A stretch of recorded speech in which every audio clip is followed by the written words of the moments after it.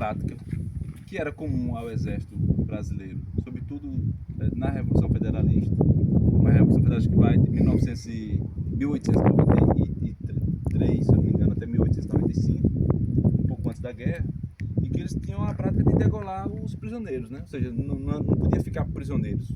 E aí eles degolavam os prisioneiros para poder evitar que levassem, né, para algum outro lugar. Em Canudos, essa prática se manteve no degolamento em massa, no que eles vão chamar de gravata vermelha. Então eles colocam os prisioneiros ajoelhados, levantam pelas narinas e cortam, descendo o sangue até o umbigo, né? Por isso que o nome gravata vermelha, né? Então assim, é uma prática comum do Exército naquele período. E em Canudos você tem um degolamento em massa acontecendo no dia 2 de outubro de 1897. Então vai fazer amanhã 128 anos do fim da guerra. Pra você ter uma ideia. Então, crueldade, né?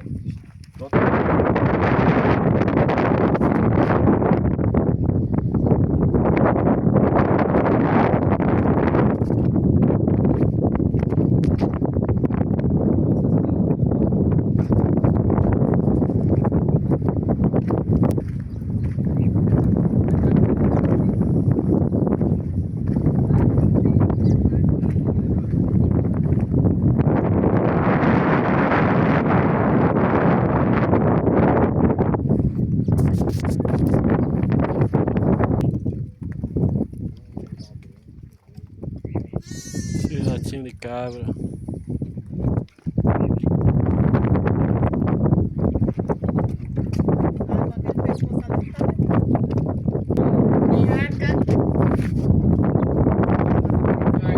Museu da Casa da Avó Isabel. Canequinha de peludo. Caneca comigo mesmo. Ah, pois. E gosto de dar caneca de presente. Guardando todas nessa liga. E se é algo mais útil do que uma caneca? tem não. Você bebe água, café. E se a pessoa não quiser usar, ainda vira É objeto da decoração. É. É verdade. Ó, esse aqui é o Museu Casa da Vó Isabel. E aí Dona Isabel é essa senhora, né, que é avó do Paulo Regis, mãe de seu Pedro, né, do técnico. Seu Pedro é o pai de Paulo Regis.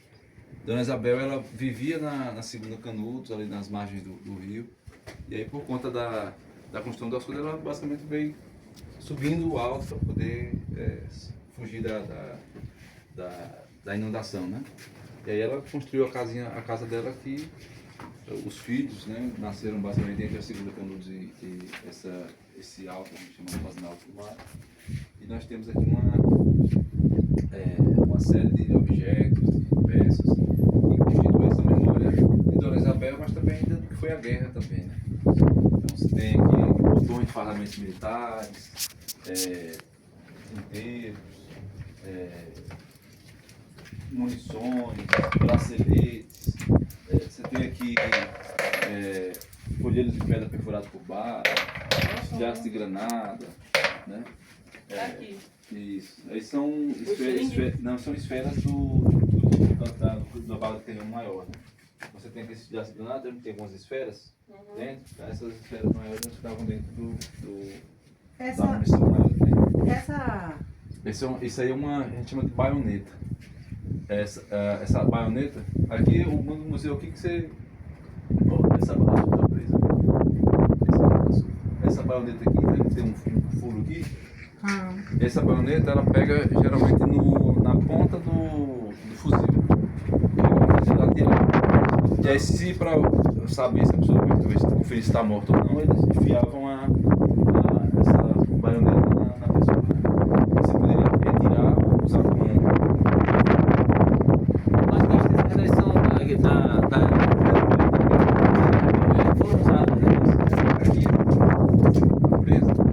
se observar, está escrito aqui Estados Unidos do Brasil, tá vendo? Foi usada durante a Estados República. Unidos do Brasil. Né? A República. 15 de novembro de 1889. Tá vendo? Aí você tem essa. Bravura, né? E aqui você tem.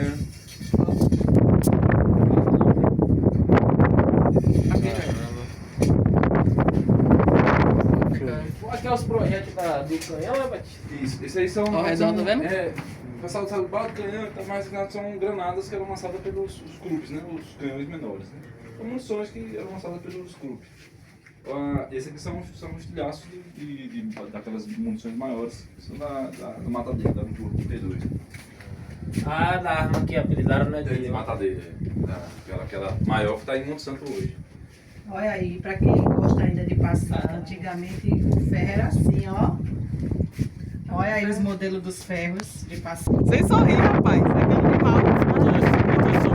Sobrevivente aí, ó, da guerra. Abriu o sorriso. Personagem, viu? Pera aí, velho. Os descendentes aí da guerra aí, ó. Dona Isabel e seu filho. Se eu quiser, só. Tá. Matador velho. Vou tirar o sol também. É cangaceira. Vou tirar o sol, filho. Peraí. Só a Batista já mandou umas 6 aqui. Deixa eu tirar o sol. Cangaceira aí, a neta de Isabel. Você é sobrevivente aí da guerra de Canudos. No IPMC, no primeiro fogo, lá no Iuauá, 117 destacamento de polícia da Bahia com 117 policiais. Esse quadro, esse espaço, chama-se Chapada dos Equívocos. E equívocos nos lembra erro, engano, né? Uma série de coisas. Dentro dessa perspectiva, o artista Trípoli Gaudense, que é o mesmo que daqueles quadros que vocês viram pela primeira vez, ele vai desenhar o início desse conflito. Então você tem ali a polícia da Bahia, o conselheiro em procissão indo buscar madeira, o conselheiro anunciando ao povo que seriam 4 fogos, os 3 primeiros venceriam, mas o último estava entregue nas mãos de Deus. E você tem ali o das lideranças carregando a bandeira do divino. E aí sempre que nós chegamos aqui, nós lembramos também do da fake news, que na época do início da peregrinação do conselheiro, ele foi preso, acusado de ter matado a própria mãe, né? Então, vou dizer que a mãe teria se vestido de homem para poder justificar a traição da esposa, né, do conselheiro. E aí o conselheiro, quando ela se aproxima da casa, o conselheiro acha que é amante, e aí atira, mata a pessoa que depois antes já é a mãe dele. Aí você tem o preso acusado de ter matado e cometido matricídio. Ele é preso, levado para Salvador desce para Fortaleza desce para Xeramobim, e quando chegam lá vão ver o processo e o que é. Não, a mãe de Antônio Vicente Mendes Maciel morreu quando ele tinha 4 anos de idade, né? Ou seja, um padre incomodado com as pregações do conselheiro na região, na sua província, ele resolve então denunciar Aí ele é preso, depois ele é inocentado e volta mesmo.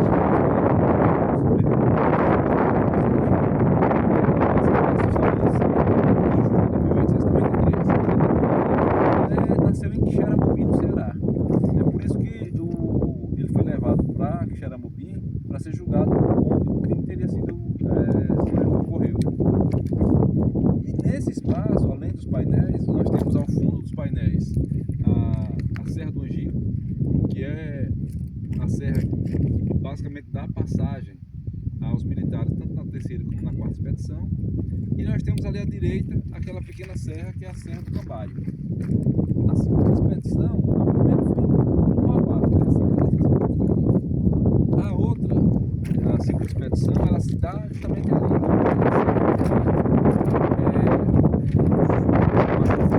Tentando passar, eles se fechado, inacessível, e resolve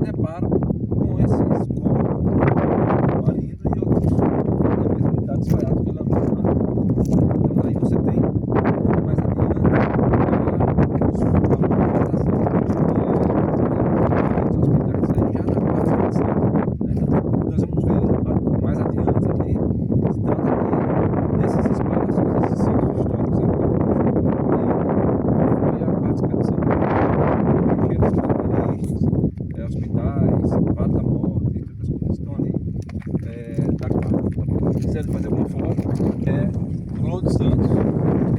O Claude Santos, ele foi fotógrafo, jornalista, documentarista, pesquisador e foi responsável, a princípio, pelo projeto Guia do Cenário da Guerra, na década de 90, aqui no Parque Estadual do Canudos. Não tinha marcações, para saber o que era acampamento, o que era trincheira. Então ele vai fazer um estudo minucioso acerca de todo esse território para poder fazer essas marcações.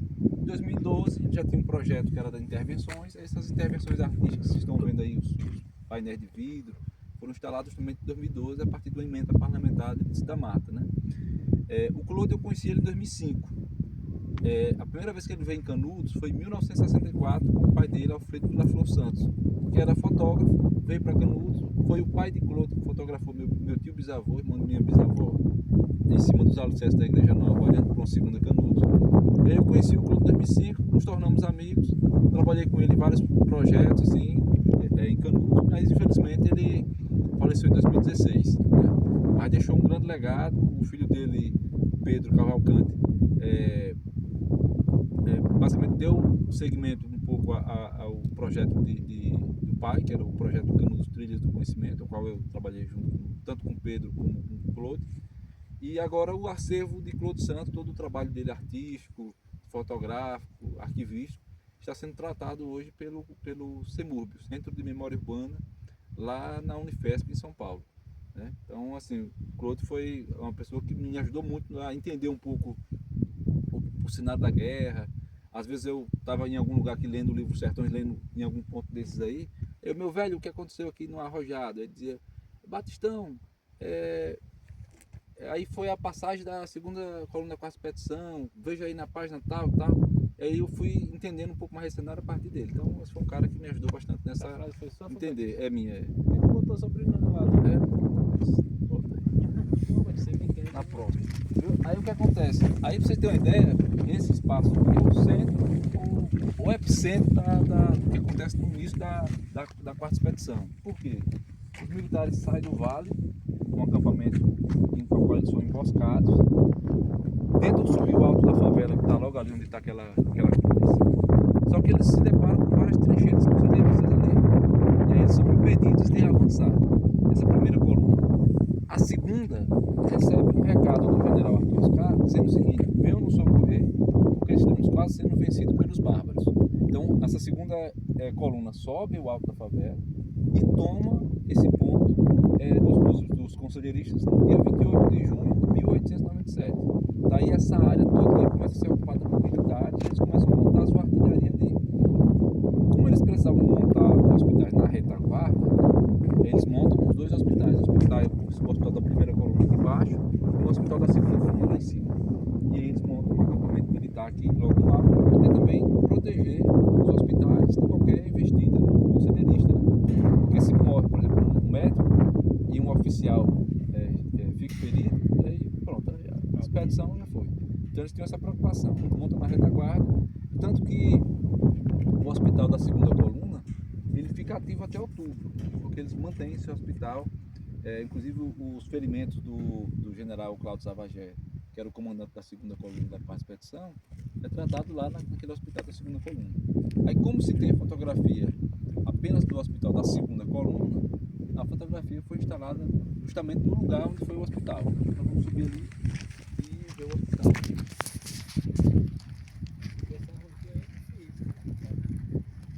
Fotografia do hospital de sangue. Observe que são hospitais simples, com barracas de campanha, né, onde os feridos eram tratados ali. E tem um barraco onde os médicos e os expedicionários ficavam. E se observa que tanto de gaúchos que tem aqui em torno, gaúchos por ali, tem paulista, carioca, enfim, mas soldados por todos, né? Lá atrás tem mais gente aqui.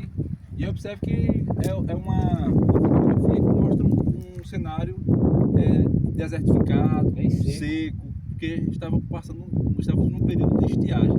Com a guerra, esse processo de desertificação aumenta porque eles vão aproveitando madeira, né, fazer fogueira, então imagina aí os caras aqui nesse território durante 100 dias, né, aqui nessa parte aqui. E aí a foto ela é feita nesse ângulo aqui, né?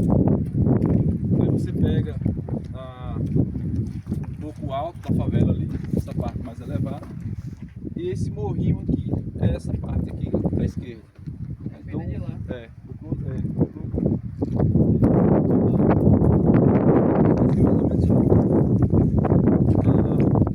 A margem ali embaixo. Ah, por isso que ele tá na virada assim, né? Que é para o cara. Serve para outros. Acampamento foi acampamento militar. Voltar um pouco no contexto histórico. As pessoas vão passando por umas faixas, né? Quando eles chegam nessa área, eles evitam agora acampar em lugares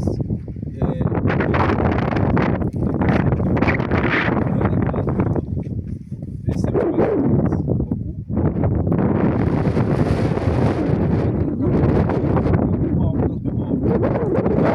fotografia também do Pierre.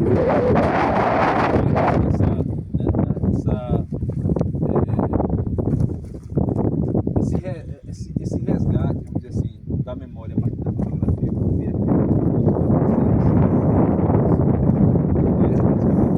E aí ele vai outras páginas, a Aldade Cantas,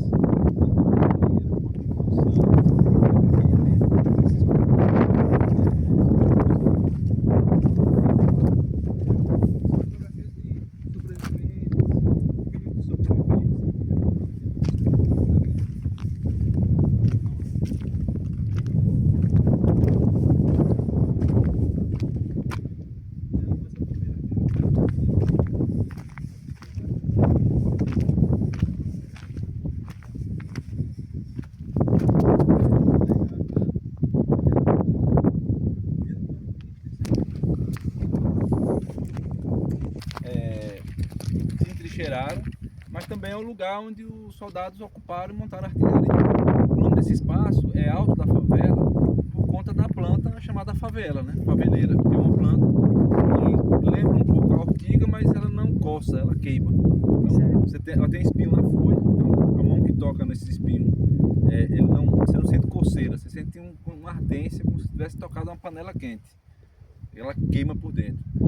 E quando os militares saem daqui desse Alto da Favela, que termina a guerra e vão lá para o Rio de Janeiro, eles chegam lá no Rio de Janeiro em busca de intervenção, porque o Estado prometeu a eles, a todos aqueles que viessem lutar em nome da República, prometeu casa, salário.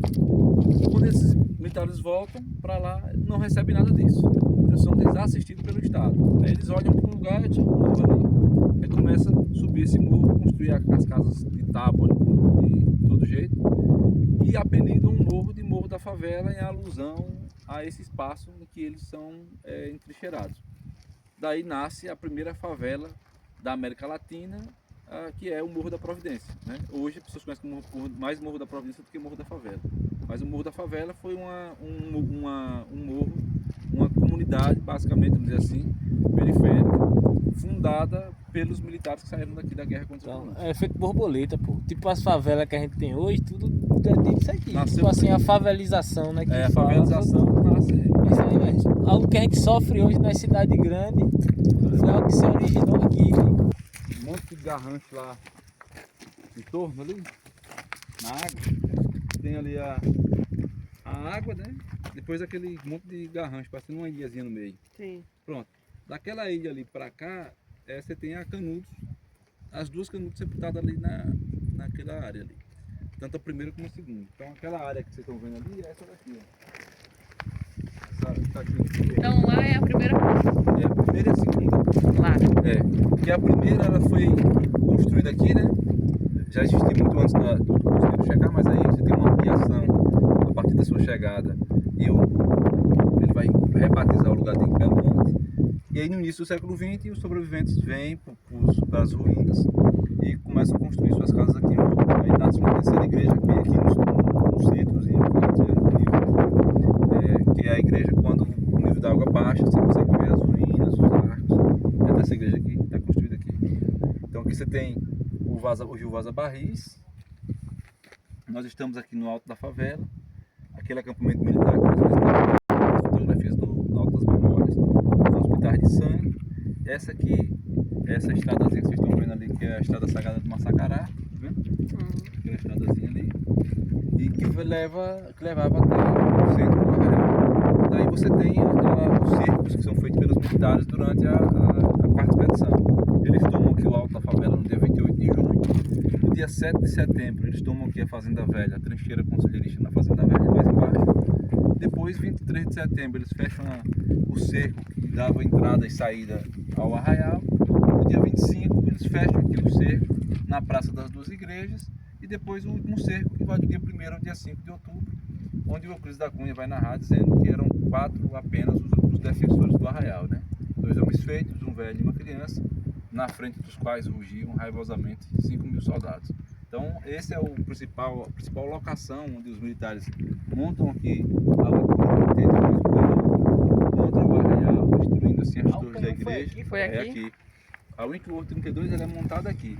Do alto da favela desse ponto até chegar na Praça das Igrejas são 1.300 metros, tá entendendo? E o alcance desse canhão que veio, né, de tecnologia inglesa, com assim, que o Euclides da Cunha vai chamar da grande máquina, com um de ferro, apelidada por nós sertanejos como matadeira, ele ficou exatamente posicionado aqui, né, contra as igrejas. Quase 2 km. É quase 2 quilômetros. Não dava nem pra ver, velho. O cara só via vindo. Rapaz, Uma coisa boa. Esse cruzeiro aí, atrás da segunda campanha, pra cá, assim. Moreno aí, o poeta, o cara que vocês viram agora há pouco, em vermelho, que é o poeta José Américo Morim, que ele homenageia a Dona Isabel. Aí ele vai dizer o seguinte: em cada palmo deste chão, com sangue e lágrimas, faz nascer a cada dia, com encanto e magia, a liberdade tão sonhada. Aos que tombaram na luta, sem temer a tirania, verdadeiros mártires da terra, bem no alto da favela, o cruzeiro é seu nome. O sol caindo lentamente, em um cenário desolador, Dona Isabel, como cruzar, o horizonte fitou, e resultou todas as almas, e agora passei com calmas, por este gesto de amor. Um poema de José Américo Morim, vocês acabaram de conhecer ali. O poema está ali ainda, caso vocês queiram fotografar o poema, Dona Isabel também está ali. O poema em homenagem a ele.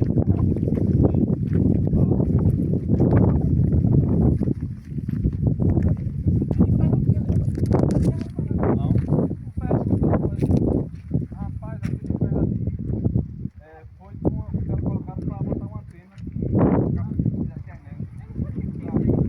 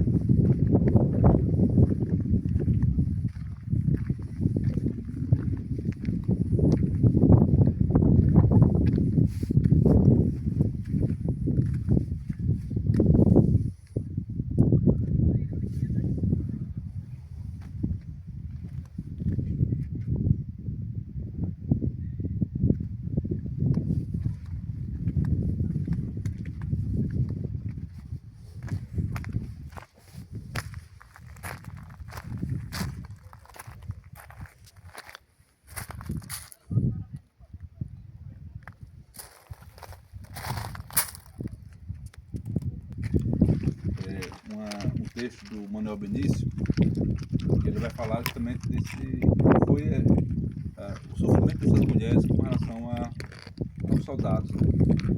Uma delas, em um diálogo com os militares, ele vai dizer o seguinte: o que é que vocês querem mais?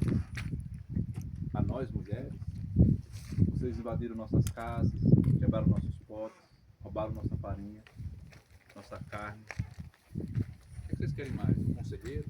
Ele já morreu, já está no céu. O Pai de todos nós, que está no céu, viu o que vocês fizeram com outras mulheres. Né? Vocês querem a nós, mulheres? Aí ela vai basicamente dizer que você vai amaldiçoar, né?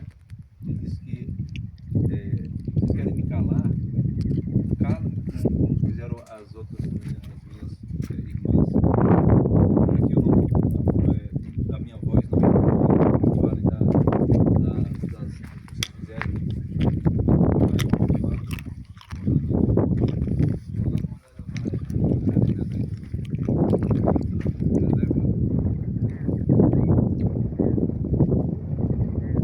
Esses olhares.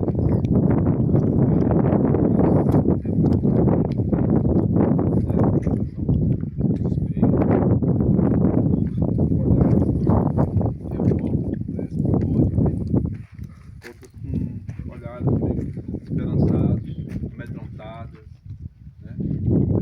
Aí sem saber o que será agora as coisas de vida. Então é uma coisa muito triste, mas que foram essas mulheres, basicamente, algumas delas pelo menos, que sobreviveram a esse massacre, que ajudaram a reconstruir a memória de Canudos e a memória do seu legado, da sua vivência, de todas essas narrativas que circundam esse ali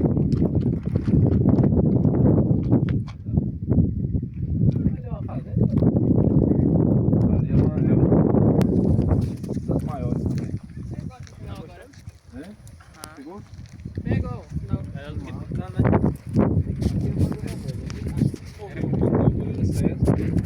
na madrugada de 4 de março de 1897. Vai ter um texto ali que fala um pouco desse acampamento e também da morte de Moreira Velha. E se vocês observarem daqui, vocês vão ver, tem uma visão do que os militares viram lá durante a guerra.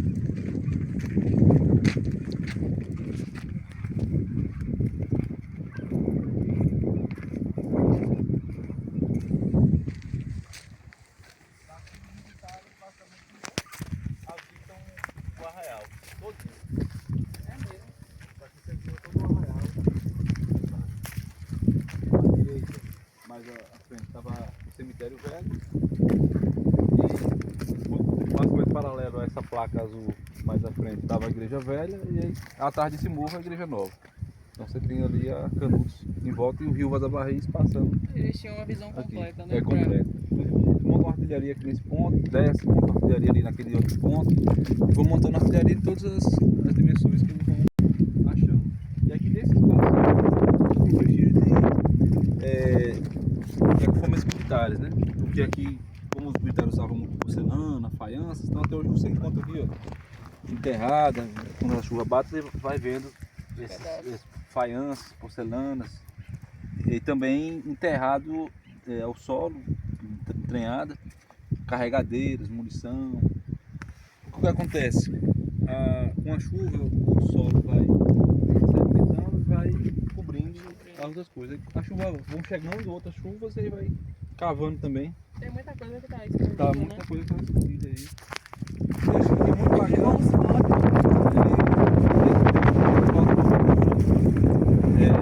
Quando ele foi secretário da Educação, foi basicamente na gestão dele que foi criada a universidade, né, na época. Então, e o Parque Estadual também. Então você tem aqui um texto que ele vai escrever falando justamente das 3 quilômetros. Ele vai dizer aqui, houve pelo visto 3 quilômetros. A primeira foi destruída, a segunda submergida,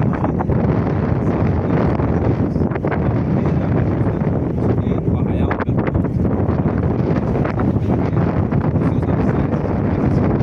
e a Canudos ressuscitado perdurou até 100 anos.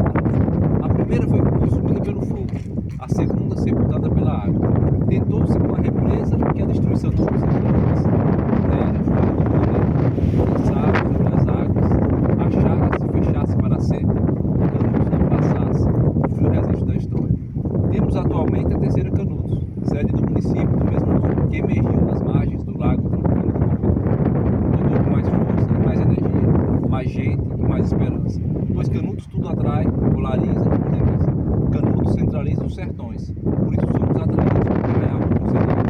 De certa maneira, sentimos todos ocupados pela tragédia sertaneja no interior da Bahia. É preciso ir a Canudos com espírito de penitência, como quem adere a uma romaria para reverenciar lugares sagrados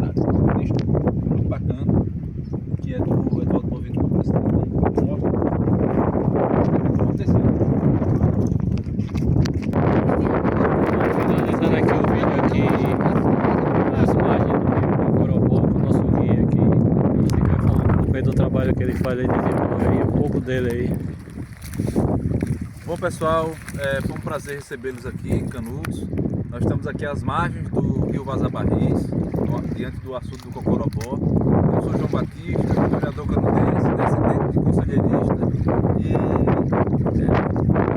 às vezes venho aqui contemplar um pouco dessa nossa história, dessa narrativa, de uma história que não é única, mas que ganhou o cenário internacional da guerra, contado no livro Os Sertões, de Euclides da Cunha e por tantos outros. Então que essa história continue sendo contada, narrada e que possamos revisitar sempre que possível essa terra sagrada, nesse rio marcado por sangue, mas também por resistência e por solidariedade, igualdade e dignidade. Show de bola. Valeu, Batista. Obrigadão.